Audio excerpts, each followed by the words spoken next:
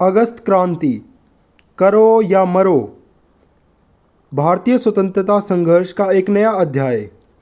नेताजी सुभाष चंद्र बोस ने कहा था कि इस आंदोलन के बाद भारतीय स्वतंत्रता संघर्ष का एक नया अध्याय शुरू हुआ था।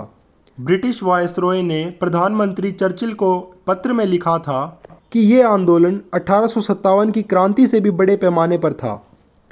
इस आंदोलन की 25वीं वर्षगांठ पर श्री राम मनोहर लोहिया का कहना था, 15 अगस्त देश का उत्सव है, लेकिन 9 अगस्त भारतवासियों का उत्सव है। इस दिन भारतीयों ने ब्रिटिश राज को मुखरता से ये बतला दिया था कि अब हम आज़ादी से पहले नहीं रुकेंगे। यही वो आंदोलन है जिसमें गांधी जी ने देश को करो या मरो का नारा दिया था। 9 अगस्त 1942 को शुरुआत हुई थी भारत छोड़ो आंदोलन की। इसे भारतीय स्वतंत्रता संघर्ष का सबसे महत्वपूर्ण आंदोलन कहना गलत नहीं होगा, लेकिन वास्तव में हुआ क्या था, इससे अधिकतर लोग अनभिज्ञ हैं। दूसरा विश्व युद्ध अपने चरम पर था। ब्रिटिश सरकार हिटलर से लड़ रही थी। उनकी राजधानी लंदन पर भी लगातार बम हमले हो रहे थे। ऐसे में ब्रिटिश सरकार भारतीय सेना का समर्थन चाहती थी, लेकिन भारतीय स्वतंत्रता सेनानी इसके पक्ष में नहीं थे।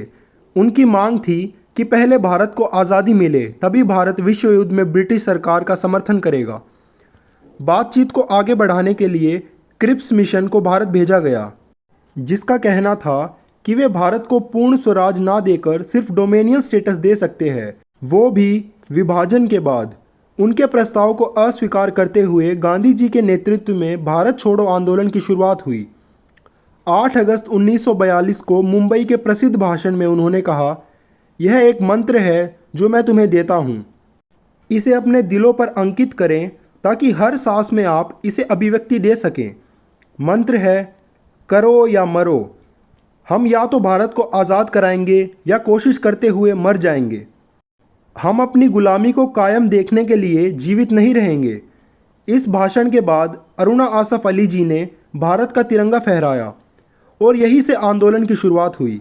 लेकिन भाषण के ठीक बाद गांधी जी को गिरफ्तार कर लिया गया और अगले दिन तक अन्य सेनानियों को भी जेल में डाल दिया गया। लेकिन सेनानियों की गिरफ्तारी से लोग रुके नहीं। दिशा निर्देश देने वालों के अभाव में लोगों ने आंदोलन अपने हाथ में ले लिया। शहरों में स्ट्राइक शुरू हुई, बॉयकॉट हुए, प्रदर्शन हुए, पर उन्हें आसानी से दबा दिया गया। पर उसके बाद बात गांवों तक पहुंची। किसान आंदोलनकारी साथ जुड़े, रेल व संचार संसाधनों को बाधित किया गया, सरकारी कार्यालयों पर हमले हुए।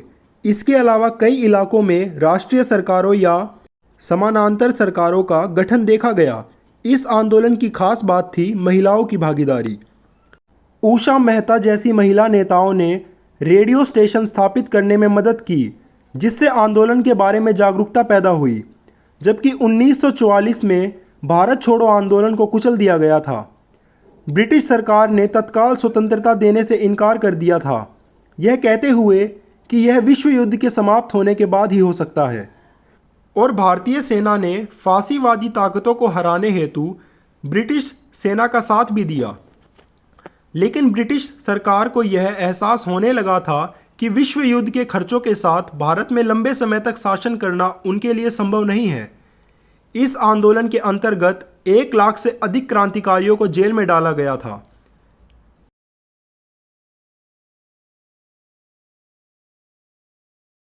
आज़ादी बाकी है।